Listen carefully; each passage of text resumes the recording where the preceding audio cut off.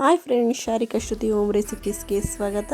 ದಿನಾಲು ಒಂದೇ ಥರದ ರೊಟ್ಟಿಯನ್ನು ತಿಂದು ನಿಮಗೆ ಬೇಜಾರಾಗಿದ್ದರೆ ಈ ಒಂದು ಹೊಸ ರೆಸಿಪಿಯನ್ನು ನೀವು ಟ್ರೈ ಮಾಡ್ಬೋದು. ಇದೇನಪ್ಪ ಇದು ಅಂತ ಅಂದರೆ ರವೆ ರೊಟ್ಟಿ. ಇದನ್ನು ಮಾಡೋದು ತುಂಬಾ ಈಸಿ ಇದೆ. ಅದಕ್ಕಿಂತ ಮುಂಚೆ ಇನ್ನು ಯಾರು ನಮ್ಮ ಚಾನಲ್ಗೆ ಯಾರು ಸಬ್ಸ್ಕ್ರೈಬ್ ಆಗಿಲ್ಲ ಅವರು ಈಗಲೇ ಸಬ್ಸ್ಕ್ರೈಬ್ ಆಗಿ ಮುಂದಿನ ನೋಟಿಫಿಕೇಷನ್ಗಾಗಿ ಬೆಲ್ಲೈಕನನ್ನು ಪ್ರೆಸ್ ಮಾಡಿ. ಬನ್ನಿ ಈಗ ಮಾಡೋದು ಹೇಗೆ ಅಂತ ನೋಡೋಣ. ನಾನಿಲ್ಲಿ ಒಂದು ಬೌಲಷ್ಟು ರವೆಯನ್ನು ತೊಗೊಂಡಿದ್ದೀನಿ. ಇದು ಮಾಮೂಲಿ ಚಿರೋಟಿ ರವೆ ಬರುತ್ತಲ್ಲ, ತುಂಬ ಸಣ್ಣಗಿರುತ್ತಲ್ಲ ಆ ರವೆ. ನೀವು ಸ್ವಲ್ಪ ಬಾಂಬೆ ರವೆ ತೊಗೋತೀನಿ ಅಂತ ಅಂದರೂ ಕೂಡ ತೊಗೋಬೋದು. ಚಿರೋಟಿ ರವೆ ತಗೊಂಡ್ರೆ ತುಂಬಾ ಚೆನ್ನಾಗಿರುತ್ತೆ. ಬಾಂಬೆ ರವೆ ಸ್ವಲ್ಪ ದಪ್ಪ ಆಗುತ್ತೆ. ನಾನು ಇದಕ್ಕೆ 2 ಸ್ಪೂನ್ ಆಗುವಷ್ಟು ಗೋಧಿ ಹಿಟ್ಟನ್ನು ತೊಗೊಂಡಿದ್ದೀನಿ.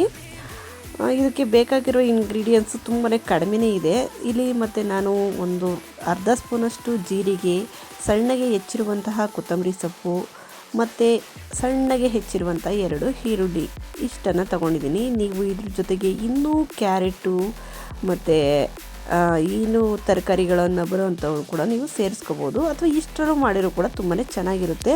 ಕ್ಯಾರೆಟು ಆಮೇಲೆ ಮೆಂತ್ಯ ಸೊಪ್ಪು ಅದು ಕೂಡ ಸೇರಿಸ್ಕೋಬೋದು. ನಾನು ಇಷ್ಟೇ ಇಂಗ್ರೀಡಿಯೆಂಟ್ಸನ್ನು ಯೂಸ್ ಮಾಡಿ ಒಂದು ಡಿಫ್ರೆಂಟ್ ರೆಸಿಪಿಯನ್ನು ತಯಾರು ಮಾಡ್ತಾಯಿದ್ದೀನಿ. ಇದನ್ನು ನೋಡಿ.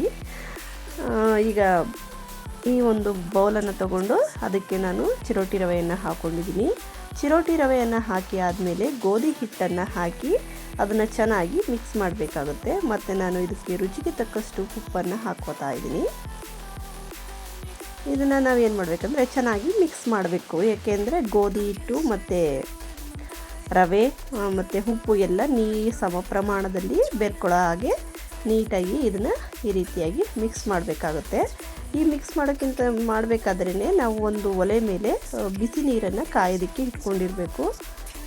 ತಣ್ಣೀರು ಹಾಕೋಕ್ಕಿಂತ ಬಿಸಿ ನೀರು ಹಾಕಿದರೆ ಚೆನ್ನಾಗಿರುತ್ತೆ. ಮತ್ತು ನಾನಿಲ್ಲಿ ಸ್ವಲ್ಪ ಹೆಚ್ಚಿರುವಂತಹ ಕರಿಬೇವಿನ ಸೊಪ್ಪನ್ನು ಕೂಡ ಯೂಸ್ ಮಾಡ್ತಾ ಇದ್ದೀನಿ. ನೀವು ಎಕ್ಸ್ಟ್ರಾ ಇನ್ನೂ ಇಂಗ್ರೀಡಿಯೆಂಟ್ಸನ್ನು ಸೇರಿಸ್ಕೊತೀನಿ ಅಂದರೆ ಸೇರಿಸ್ಬೋದು. ತಟ್ಟಬೇಕಾದ್ರೆ ಜಾಸ್ತಿ ಇಂಗ್ರೀಡಿಯೆಂಟ್ಸ್ ಸೇರಿಸಿದ್ರೆ ಏನಾಗುತ್ತದೆ, ತಟ್ಟಬೇಕಾದ್ರೆ ನಿಮಗೆ ಸ್ವಲ್ಪ ಡಿಫಿಕಲ್ಟ್ ಆಗುತ್ತೆ. ಇದನ್ನೆಲ್ಲ ಒಂದು ಒಳ್ಳೆ ಮಿಕ್ಸನ್ನು ಕೊಟ್ಟು ನಂತರ ಬಿಸಿ ನೀರನ್ನು ಹಾಕ್ಕೊಂಡು ಸ್ವಲ್ಪ ಆಗಿ ಇದನ್ನು ಚೆನ್ನಾಗಿ ಕಲಿಸ್ಕೋಬೇಕಾಗುತ್ತೆ. ರೊಟ್ಟಿ ಹಿಟ್ಟಿನ ಹದಕ್ಕೆ ಕಲಿಸ್ಕೋಬೇಕು. ತೆಳ್ಳಗೂ ಮಾಡಬಾರ್ದು, ತುಂಬ ಗಟ್ಟಿಯಾಗೂ ಮಾಡಬಾರ್ದು. ನಾವು ರೊಟ್ಟಿ ತಟ್ಟಕ್ಕೆ ಹಿಟ್ಟನ್ನು ಕಲಿಸ್ತೀವಲ್ಲ ಆ ಹದಕ್ಕೆ ಈ ರೀತಿಯಾಗಿ ಚೆನ್ನಾಗಿ ಹಿಟ್ಟನ್ನು ಕಲಿಸ್ಕೋಬೇಕು. ತುಂಬಾ ಚೆನ್ನಾಗಿ ಬರುತ್ತೆ. ರವೆ ಏನು ತುಂಬಾ ಚೆನ್ನಾಗಿ ಬರುತ್ತೆ. ಹಿಟ್ಟು ಇನ್ನು ನಾದ್ಕೊಂಡಿದ್ದಂಗೆ ನೋಡಿ, ನನಗೆ ಕಾಣಿಸ್ತಾ ಇದೆ ಅಲ್ವಾ ಮಾಡ್ತಾ ಇರೋದು.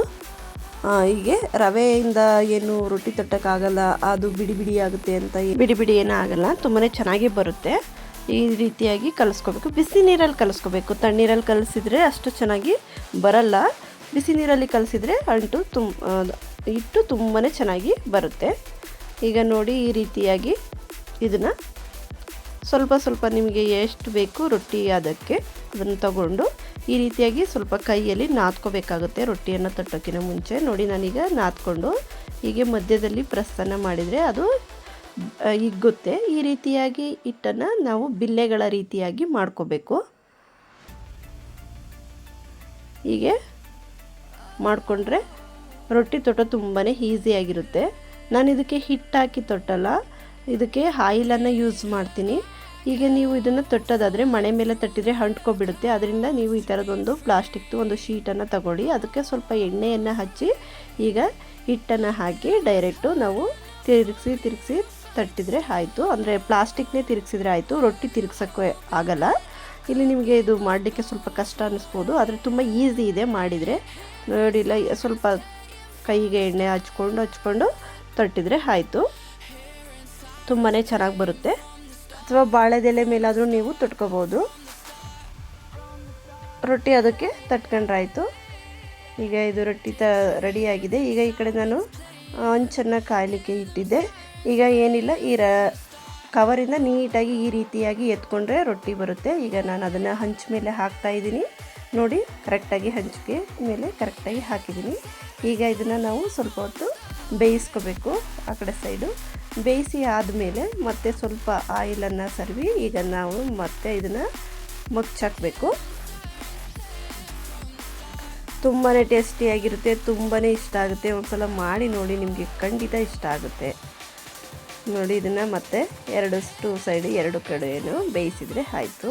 ಹೀಗೆ ನೋಡಿ, ತಿರುಗಿಸಿ ಬೇಯಿಸಿದರೆ ರೊಟ್ಟಿ ರೆಡಿಯಾಗುತ್ತೆ.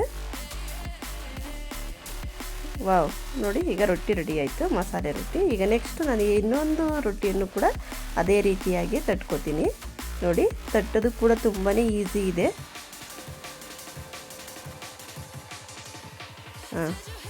ಮತ್ತು ನಾನು ಅದನ್ನು ಹಂಚ ಮೇಲೆ ಹಾಕ್ತೀನಿ.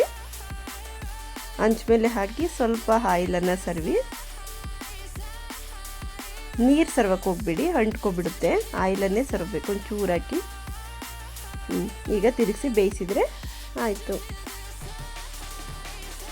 ಈಗ ತಿರುಗಿಸಿ ಬೇಯಿಸ್ಕೊಂಡ್ರೆ ರೊಟ್ಟಿ ರೆಡಿ ಆಗುತ್ತೆ.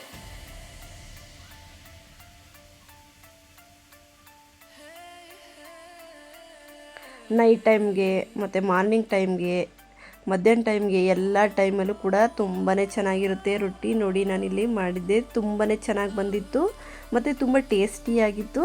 ಮತ್ತು ಇಟ್ಟಿದ್ರೆ ಮುದ್ರೆ ಮೆತ್ತಗಾಗೋದು ಆ ರೀತಿ ಏನೂ ಆಗಲ್ಲ. ಮತ್ತು ಒಳ್ಳೆ ಪಲ್ಯ ಆಗಿಬಿಟ್ರಂತೂ ರೊಟ್ಟಿ ಅಲ್ಟಿಮೇಟ್ ಆಗಿರುತ್ತೆ. ತುಂಬ ಇಷ್ಟ ಆಗುತ್ತೆ. ನೀವು ಒಂದ್ಸಲ ಟ್ರೈ ಮಾಡಿ ನೋಡಿ, ತುಂಬ ಸಾಫ್ಟಾಗಿ ಬರುತ್ತೆ. ನಾನು ಇದನ್ನು ಮನೇಲಿ ಮಾಡಿದ್ದೆ, ನಮ್ಮ ಮನೇಲೆಲ್ಲ ತುಂಬ ಇಷ್ಟಪಟ್ಟಿದ್ರು.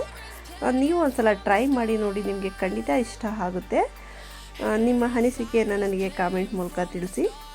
ಕೋಳಿ ಸಾರು ಜೊತೆಗೆ ಮಟನ್ ಸಾರುಗಳ ಜೊತೆಗೆ ಒಳ್ಳೆ ಕಾಂಬಿನೇಷನ್ ಅಂತ ಹೇಳ್ಬೋದು. ನಾನು ಇದನ್ನು ಒಂದು ಬಾಳೆದೆಲೆ ಮೇಲೆ ಸರ್ವ್ ಮಾಡ್ಕೊತಾ ಇದ್ದೀನಿ. ನೋಡಿ ರೊಟ್ಟಿ ಎಷ್ಟು ಚೆನ್ನಾಗಿ ಬಂದಿದೆ ಅಂತ. ನಾನು ಇದಕ್ಕೆ ಗೋರಿಕಾಯಿ ಪಲ್ಯ ಬರುತ್ತಲ್ಲ, ಗೋರಿಕಾಯಿ ಪಲ್ಯ ಮಾಡಿದ್ದೆ. ತುಂಬಾ ಒಳ್ಳೆ ಕಾಂಬಿನೇಷನ್ ಆಗಿತ್ತು. ನೀವು ಕೂಡ ನಿಮ್ಮ ಮನೆಯಲ್ಲಿ ಒಂದ್ಸಲ ಟ್ರೈ ಮಾಡಿ ನೋಡಿ, ನಿಮಗೆ ಖಂಡಿತ ಇಷ್ಟ ಆಗುತ್ತೆ. ನಿಮ್ಮ ಅನಿಸಿಕೆಯನ್ನು ನನಗೆ ಕಾಮೆಂಟ್ ಮೂಲಕ ತಿಳಿಸಿ. ಇದೇ ರೀತಿ ಶಾರಿಕಾ ಶ್ರುತಿ ಹೋಮ್ ರೆಸಿಪೀಸ್ ಚಾನಲ್ನ ನೋಡ್ತಾ ಇರಿ ಮತ್ತು ಸಬ್ಸ್ಕ್ರೈಬ್ ಮಾಡ್ಕೊಳ್ಳೋದನ್ನು ಮರಿಬೇಡಿ. Thank you for watching.